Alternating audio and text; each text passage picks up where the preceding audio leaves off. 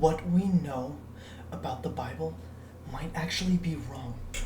And I have been thinking about this for so long. I have been studying this for so long. Welcome to the Buried Bible.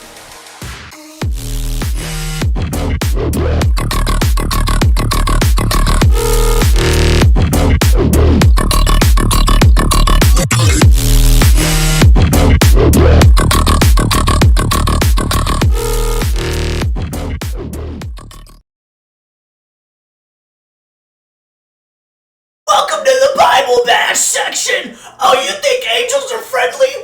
Wrong! Oh, you think angels are dead people? Wrong! You think pastors are angels? Wrong! They touch kids! In all honesty, I know this issue to be open-handed. It has nothing to do with salvation. However, there's things to explore about this that can get us closer to the understanding of what the Bible is actually saying and the esoteric nature of the Bible. This part is actually not really well known, and it's kind of unfortunate. The word angel just means a being that is in active service and understanding of the existence of God. So a species that is up there with God and actively serving him, but is not human. So an angel can be anything from a throne to a principality, a power, another deity. I'm henotheistic, so I believe other gods are technically angels, and we just call them gods irresponsibly. But angels are beings that are in the paradise, but are in active service of God. The Seraphim purify and proclaim the holiness of God and announce his holiness day and night, singing, "Holy, holy, holy." The Cherubim guard the boundary between our physical world and the spiritual world, most notably the Garden of Eden after the fall. They act as cosmic gatekeepers and wardens for holy places. It is unclear exactly what the thrones do, the Ophanim, but according to the Bible, they enable the throne of God in order to move, and they constantly sit up with God alongside the Seraphim and Cherubim. They are the third ranking of the highest angels. The Archangels are split into two purposes. One, to deliver messages, and two, to lead wars. The most known archangels are Michael, Gabriel, Raphael, and Uriel, as seen on the screen. Michael fights against the Satans. Uriel delivers warnings and wisdom, acting as the direct messenger of God. Raphael guides and heals those chosen by God. Gabriel delivers crucial divine messages, most notably announcing the birth of John the Baptist. He also carries messages to prophets. Angels carry out regular, everyday tasks given by God. They are beings in active service of God and in the courts of heaven. They act as messengers, guardians, and guides. They carry out judgments and rescues. The Heavenly Council, or the Divine Council, are not a species. We actually don't know what they are.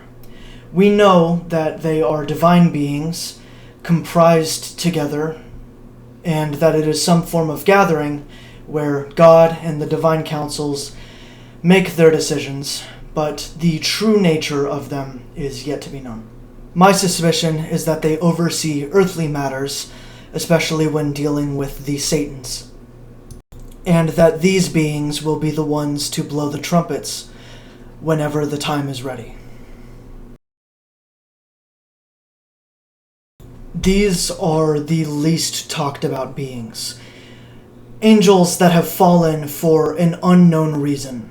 They are not in active and constant rebellion against God, and they do not wish for the eradication of humanity.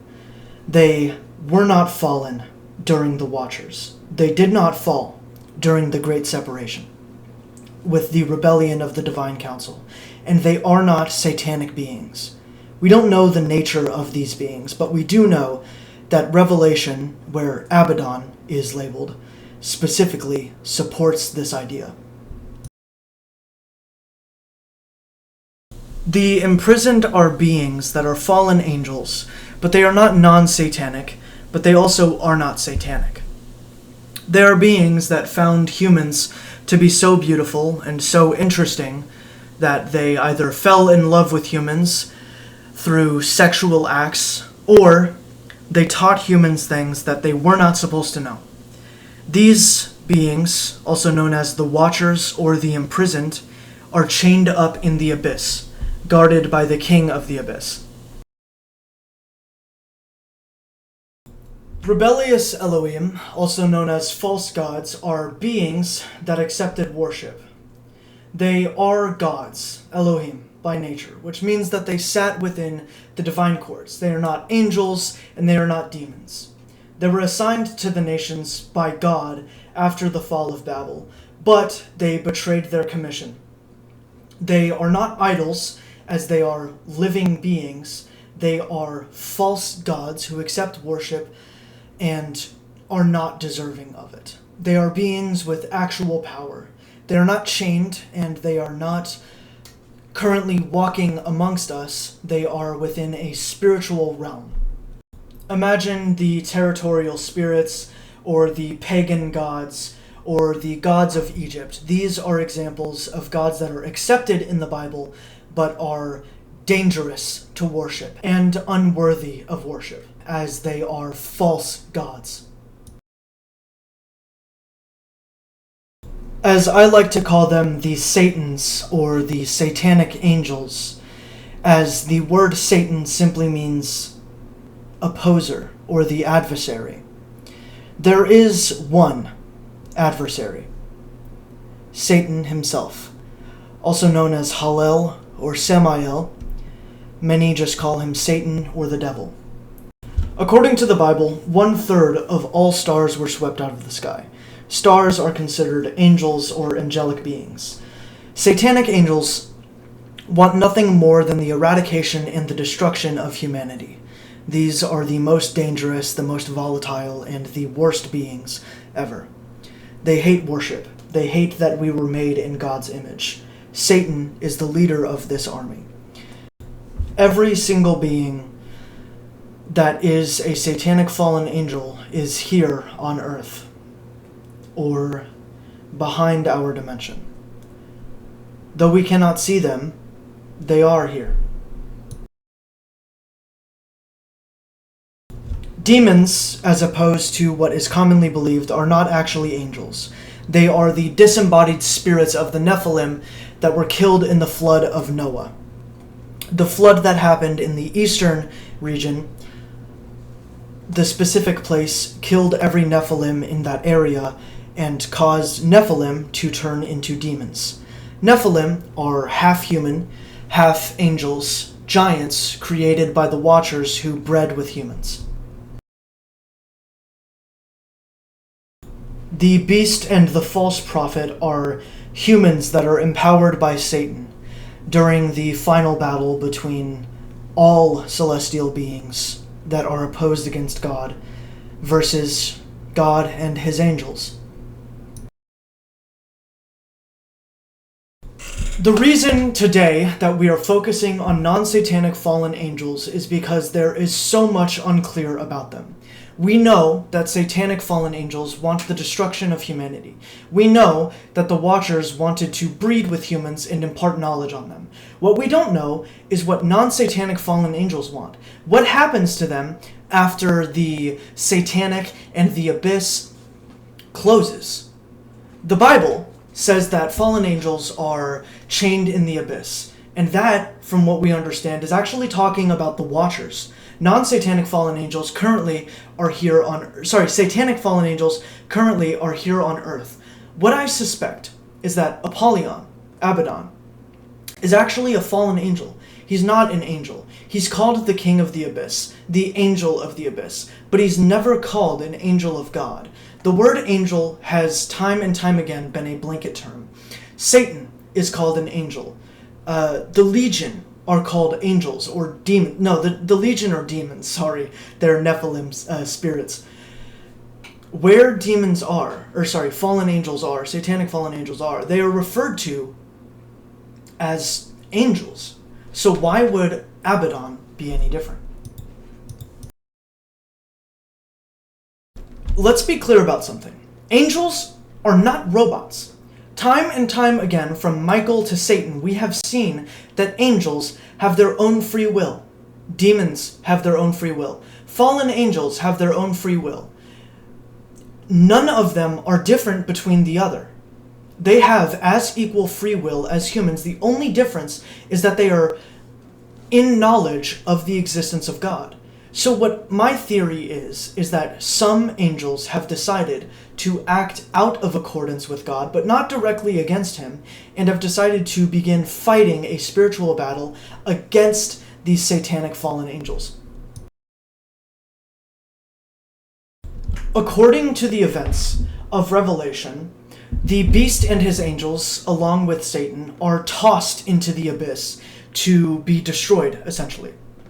However, according to Murphy's Law, given enough time, anything that can happen will happen. In an eternity, everything is guaranteed. So, what prevents event? Knowledge. The only thing that can prevent an event, such as a second Satan, are a being or a class of being that have already witnessed a Satan. So what conclusion do we arrive at? Not only that a second Satan is logically likely, but also that we have now a class of beings that have seen a Satan before. They know the patterns, they know the signs. Sin doesn't just go away. It's an ever-present, existent thing. It's an essence to our universe. So, in this conclusion, I believe that a second Satan is not just likely, guaranteed, because of the time, mathematically speaking, and free will, which is a fundamental force to existence as a whole, from God to demons. The only difference about now and when Satan fell is that we have a class of beings that have seen it before. They know what to look for, and they know how to guard against it. If we acknowledge the facts that were previously spelled out, it becomes kind of obvious what role these fallen angels will fulfill.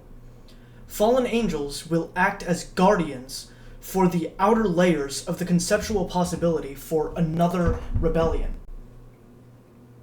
acting as essentially a first line of defense against a second Satan. And with a new heaven and a new earth, it will be a perfect defense with imperfect beings who have seen these behaviors before. There is no better being to defend against temptation than those beings who have felt it. And you might ask, why does this matter? It's because angels and demons aren't the only beings that exist. Understanding that fact allows you to deal with each being according to its own nature. Not everything that you encounter will be an angel or a demon. Some will pretend to be one or the other. To be able to tell the difference between these beings and to understand exactly what you're dealing with is something that every person, every Christian should master. And I don't think it's just Christians. I think anybody that believes in spirituality should be able to understand the difference between something that wants to hurt you, something that's curious about you, and something that may be actually out there to help you. I mean, even the Bible says that no wonder, even Satan himself disguises himself as an angel of light. What I've come to understand is that there's layers and layers underneath this grand iceberg that is the Bible. And it is infinitely more complex and hard to understand than 99% of the people that just read it. not the original language, not the context or anything, and they don't apply the actual logic to it. But there is more. So, in grand conclusion, after the first fall, there was a race or clash of beings who fell in an act of rebellion and immediately or later regretted it. So these beings decided to begin working against the one who started the rebellion in the first place, as an act of petty vengeance or rage. These beings, in the end, will be used as a gate between us and the beings in the future who will try to or be tempted into rebellion, allowing for an eternity of correction. The framework I'm using follows a stream of logic that allows me to keep continuity while also keeping nuance. It is important to have nuance when talking about topics like this. Angels and demons being the only things in existence is a limited and very small view of what is true and what actually exists. There is more than just God, angels and demons. I believe that it actually humanizes God to a way that we can understand the exaltation of a being as powerful and as grand as God, while still acknowledging that the things around him are very convoluted and misunderstood. I believe it's the height of intellectualism in order to be able to search and research things in spite of what a church would teach you. Though these questions are esoteric in nature, there is nothing that contradicts these ideas in the Bible. And there's actually more supporting these ideas into these questions and speculations, and that's why it matters. Because I support thinking for myself, and that's exactly what I'm doing. Though it may seem insane, it may seem crazy, I think that there's something here. And I don't believe worship in these beings. I don't believe that these beings are holy at all. I don't think that non-satanic fallen angels are good things at all. I think that they're potentially horrible beings that will be used for a good thing, but in all honesty, so are we. Thank you guys so much for watching. It has taken me forever to research this. I have been compiling notes. It has taken a couple of weeks, I'm going to be honest, a week or two of active working on this to actually get it done. Thank you guys so much. There's a lot of research that comes into this stuff. And there's a lot of hate that I get for a bunch of this. So if you enjoyed this content, whether or not you believe in it, thank you. I like to explore things that I don't fully understand and that most people don't understand too. So if you guys want to do me a favor and drop a like, I will give you this $20. And if you like seeing my ass or, my ass, go subscribe to my YouTube channel or my OnlyFans. I don't actually have one, but that's my new outro. Thank you guys so much for watching. I love you guys so much. I can't do this without you. So say something cool in the comments, I guess. I don't know. Bye.